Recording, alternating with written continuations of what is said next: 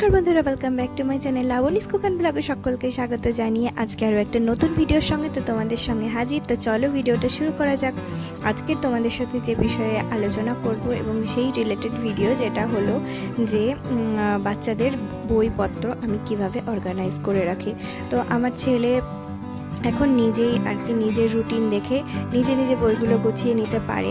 তো সেই কারণে ওর মতো করে জায়গাটাকে গুছিয়ে দেওয়ার আজকে পরিকল্পনা আছে, কারণ কয়েকদিন বাদে বাদেই ওই জায়গাটা এরকম হয়ে যায়। কিন্তু আজকে একটু ভালো করে গুছিয়ে দেবো এবং বুঝিয়ে দেবো যে এখানে এটা এটা রয়েছে, তো ও নিজেই নিতে পারবে। তো সমস্ত জিনিস নামিয়ে নিয়েছি।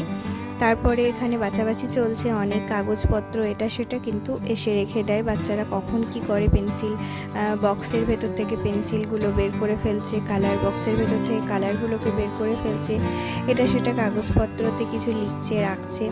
তো এইগুলো আর কি বাছাই করছি এবং কিছু খাতা যেগুলো লেখা হয়ে গেছে কিন্তু এর মধ্যেই রয়ে গেছে সেগুলোকে আলাদা করা, এই সব কাজগুলো করে নিয়েছি।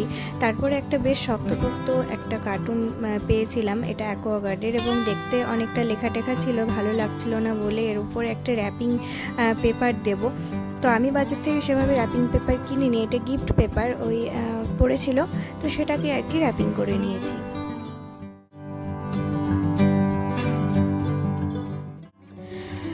তো এটাকে আমি এখন ওই সেলফের ভেতরে রাখবো।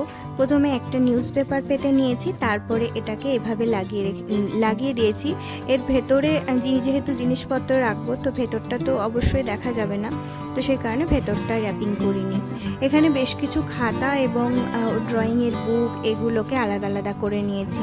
কিছু গল্পের বই ছিল, সেগুলো প্যাকেটের মধ্যে ভরে ওপরে লিখে নিয়েছি গল্পের বই। তো এগুলোকে এখন এখানে রাখবো। আমি যদি একটার ওপর একটা জিনিসগুলো রাখতাম তাহলে পরে কিন্তু জায়গাটাও যেমন বেশি নিত, তেমনি কিন্তু একটা জিনিস টানলে অন্যটা পড়ে যেত বা এলোমেলো হয়ে যেত। কিন্তু এক্ষেত্রে এইভাবে রাখার ফলে কিন্তু জিনিসটা এলোমেলো হবে না। আমি প্রত্যেকটা জিনিস দেখতে পাবো, যখন যেটা প্রয়োজন হবে আমি সেটা টেনে নিতে পারবো। তো এখানে গল্পের বই এবং এক্সট্রা কিছু অন্য ক্লাসের বই ছিল, তো সেই বইগুলোকে আমি এখানে প্যাকেটের মধ্যে আলাদা করে নিয়েছি এবং আলাদা আলাদা যেহেতু করেছি, যখন গল্পের বই পড়তে ইচ্ছে হলো তো ওখানে প্যাকেটটা বের করে গল্পের বই বের করতে পারি। এক্সাম বোর্ড এবং এক্সট্রা কিছু খাতা, ড্রয়িং খাতা, এগুলো আলাদা আলাদাভাবে আমি টানতে পারি। এই ড্রয়িং বুকগুলো অনেক দিন আগে কেনা হয়েছিল, ছেলে যখন সবে সবে ড্রয়িং করতে ইন্টারেস্ট হয়েছে তখন কিন্তু এই ড্রয়িং বুকগুলো কেনা হয়েছিল এবং কিছু ইউজ হয়েছে, সেগুলোকে বাইরে বের করে ফেললাম। কিন্তু কিছু কিছু কিন্তু ইউজ হয়নি, মাঝখানে কিন্তু ফাঁকা রয়ে গেছে। তো আমি তো সব কিছু প্রত্যেকটা জিনিসের ফুললি ইউটিলাইজ করে তবেই কিন্তু ফেলি। আমি স্বভাবতই যে কোনো জিনিস আর কি নষ্ট করতে ভালো লাগে না। তো সেই কারণে ভাবলাম যে এগুলোকে গুছিয়ে রাখি। এগুলো কখনো কিন্তু বাচ্চা যখন বিরক্ত করবে বা অন্য কিছু করতে চাইবে না, সব সময় তো আর পড়াশোনা করতে ভালো লাগে না, তো তখনও কিন্তু এদেরকে এটা দিয়ে বিজি রাখা যাবে বা ওর মনটাকে চেঞ্জ করা যাবে এগুলোকে কালার করতে বলাতে। তো সেই জন্য আমি এগুলোকে গুছিয়ে রাখলাম আর কিছু এর মধ্যে ঢুকিয়ে রাখলাম। কাগজের মধ্যে অনেকগুলোই বই ছিল, তো নতুন যেগুলো আর বেশ কিছু ফাঁকে ফাঁকে করেছে, আবার কখনো কখনো করেনি, তো সেই বইগুলোকে রাখলাম বাইরে।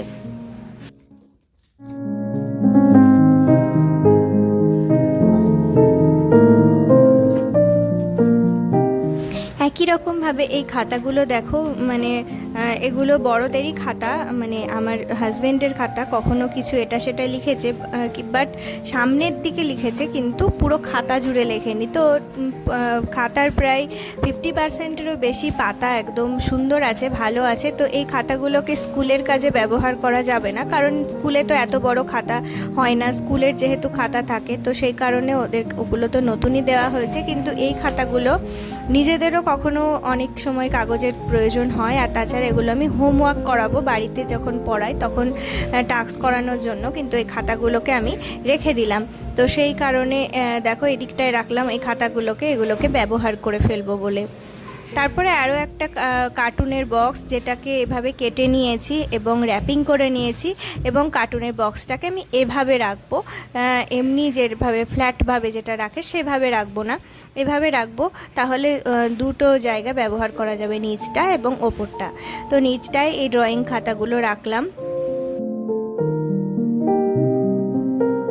তো এগুলো কন্টেনার, মানে বাইরে খাবার অর্ডার দিয়েছিলাম কখনো, তো এর মধ্যে প্যাকিং হয়ে খাবার এসেছিলো। পরিষ্কার করে আমি এগুলোতে জিনিস রাখি, কারণ এগুলো সেপারেট হয়ে থাকে। তো তারপরে এগুলোতে ওই সেলোটেপ, পোস্টার কালার, এগুলো বক্সের মধ্যে আর রাখলাম না, কেননা এগুলো প্রায়শই লাগে, তো সেই কারণে এটাকে বাইরেই রাখলাম।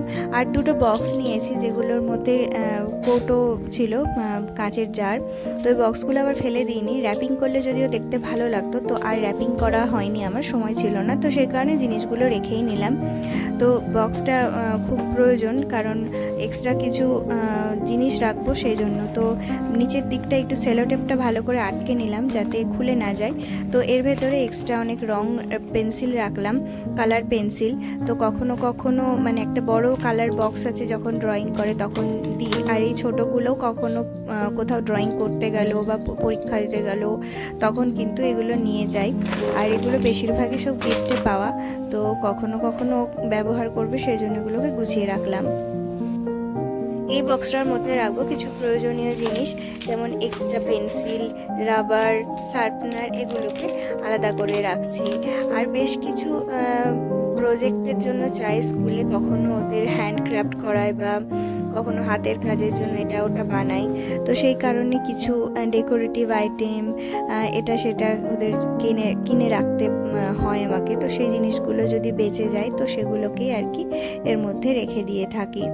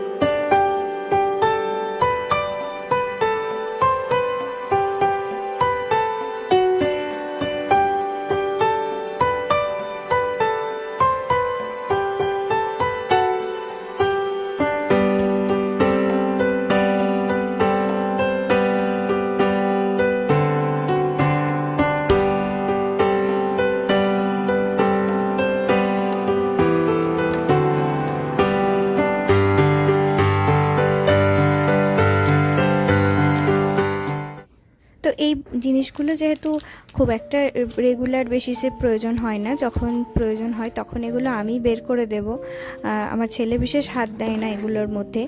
তো এগুলোকে এইভাবে এজন্য রাখলাম। তো এগুলো আমি ওকে খুঁজে দেব। তারপরে এবারে ওর বই যেগুলো ও রেগুলার নেবে সেই বইগুলোকে, স্কুলের বইগুলোকে আমি আলাদা করে দিচ্ছি। বই এবং খাতা মিশে থাকে যখন ব্যাগে নিয়ে যায়, তারপরে আবার বই এবং খাতা এগুলোকে আলাদা করে এখানে গুছিয়ে রাখবো। তো বইগুলোকে আলাদা করে নিচ্ছি আর খাতাগুলোকে আলাদা করে নিচ্ছি।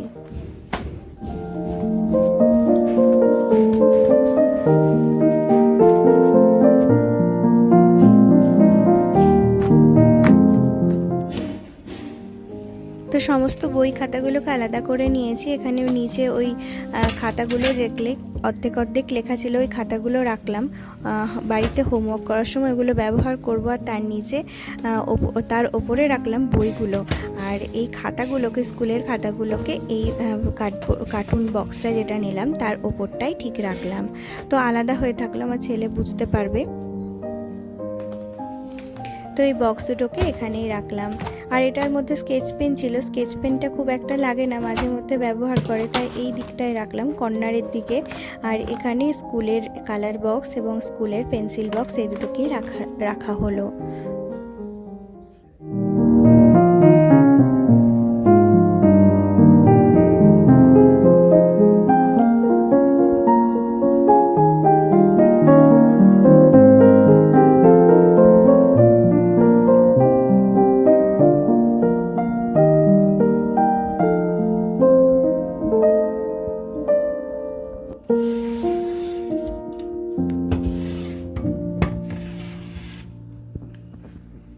তো বন্ধুরা, এই ছোট্ট জায়গার মধ্যে বিভিন্নভাবে বইগুলোকে গুছিয়ে রাখলাম যাতে জিনিসগুলো পেতে সুবিধা হয় সবার পক্ষেই।